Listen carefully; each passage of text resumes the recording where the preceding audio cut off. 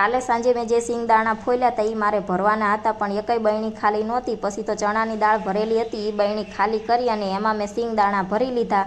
અને ધાણા જીરુંની બરણીમાં મેં જોયું તો થોડુંક જ ધાણા જીરું હતું, એટલે મેં મસાલાની વાટકીમાં ધાણા જીરું કાઢી લીધું અને બરણીને ધોવા માટે લઈ લીધી. અને કાલે સાંજે મેં ધાણી અને જીરું બંને ચાળીને મૂક્યું હતું, એ મારે જોવાનું બાકી રહી ગયું હતું. એટલે પછી કામ પૂરું થયું તો હું જોવા માટે બેસી ગઈ. ધાણી અને જીરું બંને સારું થઈ ગયું એટલે મેં મિક્સ કરી નાખ્યું અને એને તડકે તપવા મૂકવાનું હતું, તો 2-3 કલાક માટે મેં તડકે તપવા માટે મૂકી દીધું. ધાણા જીરું મૂકી અને મેં કપડાં હંકેલી નાખ્યા અને થોડીક વાર આરામ કર્યો. ત્યાં તો 2-3 કલાકમાં ધાણા જીરું સરસ તપી ગયું હતું. એટલે મારે દળાવા જવું હતું તો મેં થેલીમાં ભરી લીધું અને પછી કચરો વાળી નાખ્યો. કચરો વાળી અને હું જઈ ધાણા જીરું દળાવવા માટે અને ઘરે આવી અને થોડીક વાર ઠરવા માટે મૂકી દીધું. અને સાંજ પડતા મારે દાળ ઢોકળી કરવાની હતી, એટલે મેં તુવેરની દાળ લઈ અને દાળને બાફવા માટે મૂકી દીધી.